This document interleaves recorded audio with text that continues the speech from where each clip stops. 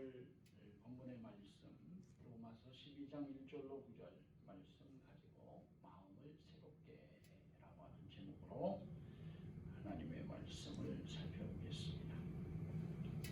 한 인디언 노인이 손자에게 삶에 대해서 가르치고 있었습니다.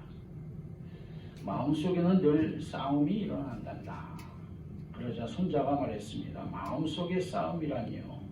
그는 손자에게 다시 말했습니다. 마음속의 싸움은 너무 끔찍한 싸움이어서 마치 두 마리의 늑대가 싸우는 것과도 같단다. 하나는 악마 같은 놈인데 분노, 질투, 슬픔, 후회, 탐욕, 교만, 분개, 자기연민, 죄의식, 열등감, 거짓, 허영, 잘난 체하고 자신의 거짓 자아를 나타낸단다. 다른 놈은 선한 놈이지 이놈은 기쁨, 평화, 사랑, 희망, 친절, 선의, 고요함, 겸손함, 동정함, 관대함, 진실, 연민, 신뢰를 나타낸단다. 이 같은 싸움이 내 안에서도 일어나고 모든 사람의 마음에서도 일어난단다. 손자는 잠시 동안 그 일을 생각하다가 할아버지에게 물었습니다. 그럼 어떤 늑대가 이기나요? 그러자 인디언 노인이 간단하게 대답을 했습니다. 내가 먹이를 주는 놈이 이긴단다. 그렇습니다. 우리 안에는 여러 가지 마음들이 있지만 어떤 마음을 내가 붙들고 사느냐에 따라서 내 모습과 나의 결과가 달라지게 됩니다. 그래서 우리는 마음속에 선한 마음의 영역을 확장시켜 가야 하는 것입니다. 그래서 우리는 늘 말씀을 통해서 내 마음의 상태를 확인하고 마음속에 깃들어 있는 죄악의 모습을 떨쳐버리고 하나님의 뜻을 마음속에 채워 넣어가야 한다라고 하는 것입니다. 톨스토이 글 가운데는 이러한 이야기가 있습니다. 자기 집에서 일하는 두 종이 서로 싸우더랍니다. 그래서 자초지종을 물으니 서로 상대방에게 별명을 붙여서 싸운 것이라고 했습니다. 홀쭉한 종이 통통한 종에게 곰이라는 별명을 붙였습니다. 그러자 통통한 종은 홀쭉한 종에게 원숭이라고 불렀습니다. 서로 곰, 원숭이 하고 부르다가 언쟁이 되고 감정이 폭발한 거죠. 이에 주인이 홀쭉하게 생긴 종에게 다음과 같이 말했습니다. 내가 저 사람에게 곰이라고 불렀지 이는 저 사람이 곰이라서가 아니라 내 마음이 곰과 같이 되었기 때문에 곰이라고 부르는 것이다. 그리고 통통하게 생긴 종에게 또 말했습니다. 너는 저 사람에게 원숭이라고 불렀지 이는 저 사람이 원숭이가 아니라 내 마음이 원숭이와 같이 되었기 때문에 원숭이라고 부르는 것이다. 그렇습니다. 우리 마음의 상태에 따라서 우리는 사람을 다르게 판단하게 된다는 이야기입니다. 따라서 우리의 마음의 상태를 바르게 볼 수 있도록 만들어 놓는 우리 모두가 되어야 될 줄로 믿습니다. 에스겔서 18장 31절에서 우리의 마음을 새롭게 하라고 말씀하고 있습니다. 너희는 너희가 범한 모든 죄악을 버리고 마음과 영을 새롭게 할지어다. 이스라엘 족속아 너희가 어찌하여 죽고자 하느냐. 우리의 마음은 죄로 물들어 있기에 더럽혀져 있고 부패한 상태라 할 수 있습니다. 따라서 우리의 마음을 새롭게 하기 위해서 우리는 우리 내면에 깃들어 있는 모든 죄의 싹들을, 흔적들을 다 벗어버려야 하는 것입니다. 죄를 버림으로 우리는 마음을 새롭게 할 수 있는 기초가 형성되는 것입니다. 컴퓨터에 바이러스라고 하는 것이 있죠. 컴퓨터에 이 악성 프로그램이 들어가는 것입니다. 그래서 저장된 정보를 혼란시키거나 파괴시켜버리는 그야말로 아주 악질적인 프로그램이죠. 그래서 백신이라고 하는 프로그램으로 그 바이러스를 잡게 됩니다.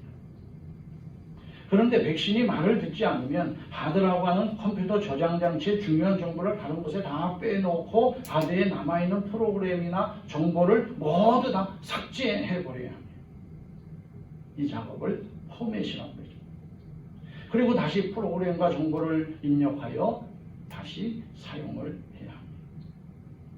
이처럼 우리 마음의 죄를 버리고 다시 마음의 태야 새로워지는 것이라고 하는 말씀입니다. 그리고 다시 시작해야 한다. 이처럼 우리는 늘 우리 자신의 마음을 새롭게 깨끗하게 바르게 온전하게 만들어 가야 하는 줄로 믿습니다. 그러면 우리 마음을 새롭게 하기 위해서 구체적으로 이루어야 할 일이 무엇일까요? 본문의 그에서 말씀을 생각해 보겠습니다. 우선 마음을 새롭게 하기 위하여 우리의 몸을 산 제물로 드려야 하는 것입니다. 오늘 본문의 말씀 로마서 12장 1절의 말씀을 보면 그러므로 형제들아 내가 하나님의 모든 자비하심으로 너희를 권하노니 너희 몸을 하나님이 기뻐하시는 거룩한 산 제사로 드리라. 이는 너희의 드릴 영적 예배니라. 구약에서 예배는 제사였습니다. 정해진 짐승을 잡아서 머리에 손을 얹고 내 죄를 거기다 집어넣어 전가해서 잡아서 피를 내어서 제단에 태워서 드리는 과정이 예배였던 것입니다. 그러나 예수님이 십자가에 흘리신 피가 우리의 죄를 씻음을 고백하면 우리가 짐승을 잡지 않아도 우리의 죄가 씻겨지도록 자동적으로 씻겨지도록 은혜를 베푸신 겁니다. 그러나 그 대신 우리는 우리 몸을 제물로 드리듯 하나님의 일을 위하여 드려야 하는 것입니다. 그것을 결단하는 것이 예배이기에 예배할 때마다 우리의 몸을 드리는 예배를 드려야 한다라는 것입니다. 우리 몸을 하나님께 드리는 것을 헌신이라고 합니다. 우리는 예배를 통해서 몸을 드리는 헌신을 다짐해야 하는 것입니다. 우리가 예배를 드릴 때 잘못 생각하는 것이 있습니다. 하나는 예배를 본다고 표현하는 것이죠. 예배란 보는 것이 아닙니다. 예배를 본다고 생각하기에 내 몸을 드리는 것이 없어지는 거예요. 예배에 참석을 하는데 내가 헌신하지 못하고 내 몸을 드리지 못한다라고 하는 말씀. 내 몸에 피를 내어 드리는 것은 아니지만 내 몸과 마음을 하나님의 소유로 올려드리는 것입니다. 따라서 본다는 표현은 잘못된 것이다. 그러니까 사람들이 예배주의에 빠지게 됩니다. 예배주의에 빠지면 예배를 꼭 눈으로만 보아야 한다는 거예요. 그리고 판단하죠. 설교를 잘못했다, 은혜가 안 된다, 기도가 어떻다 하고 말이에요. 온전한 예배는 예배 중에 모든 순서들 속에 하나님의 영이 임하셔서 나에게 주시는 말씀을 분별하고 예배를 통해서 나의 헌신을 결단하는 과정이라고 볼 수 있는 것입니다. 그 중심은 바로 내 몸을 드리는 것이다. 다음으로 예배에서 은혜를 받는다는 생각입니다. 물론 말씀과 찬양과 기도에서 하나님의 은혜를 느끼고 다시 우리 자신을 바로 세우려고 하는 것은 바른 자세입니다. 그러나 은혜는 이미 하나님이 우리에게 주신 것입니다. 선물로 주신 것이에요. 그 은혜로 인해서 우리가 하나님 앞에 나아갈 수 있고 하나님 앞에 예배할 수 있고 하나님을 찬양하며 경배하며 기도할 수 있는 하나님의 자녀들로 우리를 세워 주신 것입니다. 예배를 통해서 은혜를 받는다는 것은 자칫 예배주의에 빠지게 합니다. 예배주의란 예배 자체로 만족하는 것입니다. 몸을 드리는 헌신이나 결단 없이 그저 예배로 모든 것을 대처하려고 하는 생각이 바로 예배주의의 모습입니다. 이 역시 잘못된 생각인 것입니다. 예배는 나의 몸과 마음인 삶 전체를 하나님 앞에 드리는 헌신이 되어야 합니다. 그래서 우리는 예배할 때마다 우리의 몸을 들여서 하나님의 일을 감당할 것을 다짐하는 결단을 이루어 가야 하는 것입니다. 그것이 예배고 마음을 또 새롭게 하는 일이다라는 거죠. 우리 모든 성도들이 늘 마음을 들임으로 우리 자신을 새롭게 하여 예배하는 성도들이 되어질 수 있기를 주님의 이름으로 축원합니다. 다음으로 마음을 새롭게 하기 위하여 우리는 이 세대를 본받지 말아야 합니다.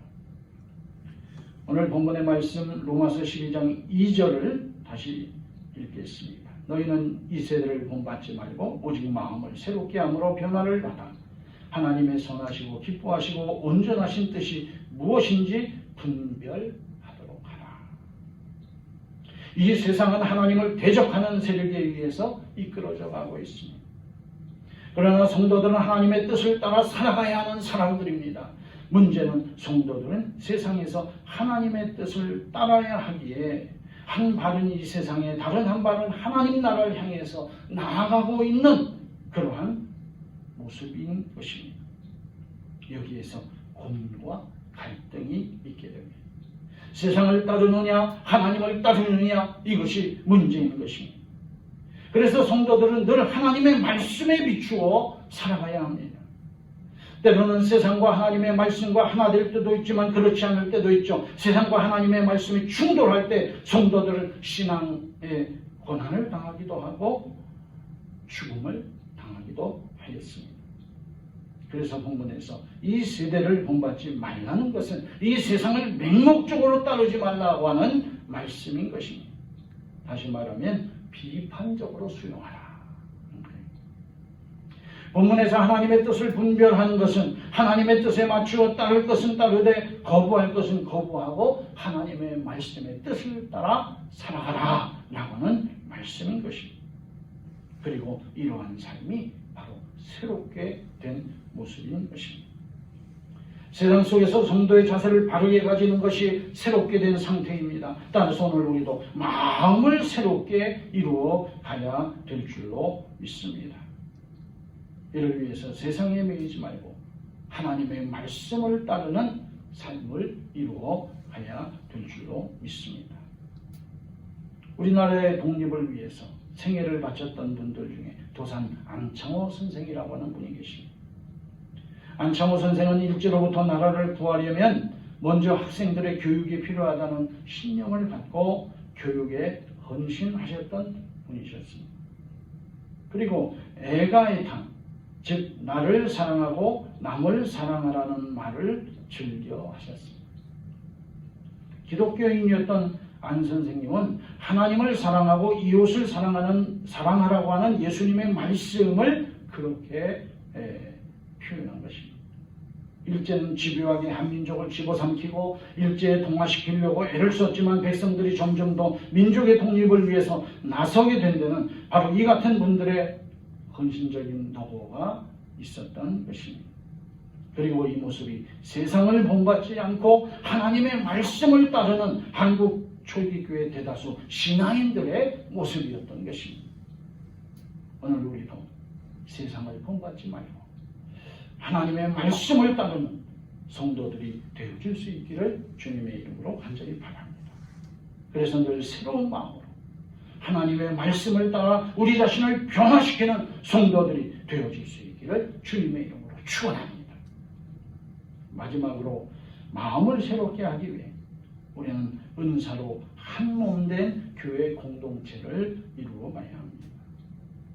오늘 본문의 말씀 로마서 12장 5절로 8절 말씀 다시 보겠습니다. 이와 같이 우리 많은 사람이 그리스도 안에서 한 몸이 되어 서로 지체가 되었느니라. 우리에게 주신 은혜대로 받은 은사가 각각 다르니 혹 예언이면 믿음의 분수대로, 혹 섬기는 일이면 섬기는 일로, 혹 가르치는 자면 가르치는 일로, 혹 권위하는 자면 권위하는 일로, 구제하는 자는 성실함으로, 다스리는 자는 부지런함으로, 긍휼을 베푸는 자는 즐거움으로 할 것이니라. 사랑엔 거짓이 없나니 악을 미워하고 선에 속하라. 우리 성도들은 개인으로도 살고 있지만 또한 교회 공동체의 일원으로도 살아가고 있습니다. 또 그렇게 살아가도록 하나님이 만드셨습니다. 개인은 힘이 없습니다. 그러나 집단은 강합니다. 개인은 제한적입니다. 그러나 집단은 그 제한을 넘어설 수 있는 것입니다. 개인은 하나일 뿐이지만 집단은 개인의 합을 더하는 상승 효과가 있는 것입니다. 따라서 하나님은 개인을 부르시지만 공동체를 통해서 한 몸이 되게 하셨다라고 하는 것입니다. 그래서 하나님이 은사 곧 선물을 주신 것입니다. 몸에는 여러 지체들이 모여 있듯이 교회도 여러 은사를 가진 사람들이 모여서 공동체를 이루어가도록 말씀하고 계시는 것입니다. 그래서 교회는 예언과 섬김과 가르침과 권위와 구제와 다스림과 긍휼 등의 일들을 이루는 은사 공동체로 세워져야 하는 것입니다. 그리고 그 기초는 사랑이라고 하는 말씀입니다. 예언도 사랑에 입각해야 되고, 섬김도 사랑이고, 가르침도 사랑이고, 권위 즉 권면하는 일도 사랑이고, 구제도 사랑이고, 다스림도 사랑이고, 긍휼도 사랑입니다. 이 사랑의 기초에서 은사를 이루며 살아갈 때에 교회는 강건해지는 것이고 날마다 새로워질 수 있는 것임을 우리는 기억해야 될 줄로 믿습니다. 은사는 하나님의 주신 선물이라고 그랬죠. 따라서 그 선물을 볼 때마다 새로움을 느낄 수 있는 겁니다. 누군가가 나에게 선물을 해줬다. 그러면 그 선물을 받을 때 얼마나 기뻐요. 그리고 그 선물을 볼 때마다 친구의 생각이 나고 그 선물을 준 사람의 은혜가 감동이 되는 거예요. 마찬가지로 하나님이 우리 은사의 선물을 주셨는데 그 선물을 가지고 우리가 은사를 활용할 때에 우리는 새로움을 맛보게 되고 그 속에서 기쁨과 우리는 즐거움을 얻게 되는 것입니다. 그래서 교회는 은사를 활용할 때 새로워진다. 은사는 그냥 두고 보는 것이 아니라 활용되어지는 것이다. 활용되어짐으로 서로 사랑하고 서로 하나 되고 예언하고 섬기고 가르치고 건의하고 구제하고 다스리고 긍휼을 베풀면서 하나 되는 공동체를 세워가는 모습들이 참다운 기쁨의 모습이고 이 세상 속에서 날마다 새로움을 느낄 수 있는 모습이 되는 것입니다. 우리 모두가 늘 하나님 주신 은사를 따라 새로워지는 마음을 이루어갈 수 있기를 주님의 이름으로 다시 한번 축원합니다. 말씀을 정리합니다. 우리는 2021년을 맞아서 우리의 마음을 새롭게 이루어가야 될 줄로 압니다. 2020년의 시간보다 진정으로 새로워지기 위해서 우리는 구체적으로 새로운 마음을 이루어가야 합니다. 이를 위해서 우리 몸을 산 제물로 드리는 헌신과 이 세대를 본받지 말고 하나님의 말씀을 따르는 삶과 한몸된 교회 공동체를 이루는 일이 이루어질 때 우리는 마음을 새롭게 할 수 있고 진정 새로운 2021년을 시작할 수 있게 될 수 있을 것입니다. 우리 모든 성도들이 다시금 한 해를 시작하면서 결심만 하고 끝나는 새해가 아니라 우리의 결심을 구체적으로 실천할 수 있는 2021년이 될 수 있기를 바랍니다. 코로나로 인해서 모여서 예배할 수 없고 애찬을 나누며 성도의 교제를 나누는 모임을 제대로 할 수 없지만 다시금 우리의 마음을 새롭게 함으로 진정 당연시되었던 것들이 소중하게 되어지는 한 해를 시작해야 될 줄로 믿습니다. 이를 통해서 우리 생애 가장 기억에 남는 믿음의 한 해, 새로움의 한 해를 이루어갈 수 있는 모든 성도들이 되어질 수 있기를 주님의 이름으로 간절히 축원합니다. 기도하겠습니다. 하나님 감사합니다. 오늘 우리들 다시 한번 마음을 새롭게라고 하는 제목을 가지고 말씀을 생각해 보았습니다. 2021년 시작된 한 해가 더욱더 새로워지는 마음으로 새로워지는 우리의 행동으로 우리의 삶으로 새로워지는 우리가 되게 하여 주시옵소서. 이를 위해서 우리가 다시 한번 우리의 마음을 드리는 헌신의 시간이 되게 하여 주옵시고 우리 모두가 다시 한번 하나님 앞에 서서 이 세대를 본받지 말고 하나님의 말씀만을 따르는 삶과 한몸된 교회 공동체를 은사를 통해서 이루는 일을 더욱더 매진함으로 새로운 기쁨과 환희 속에서 출발하는 2021년이 되게 하여 주옵소서. 예수님의 이름으로 기도하옵나이다. 아멘.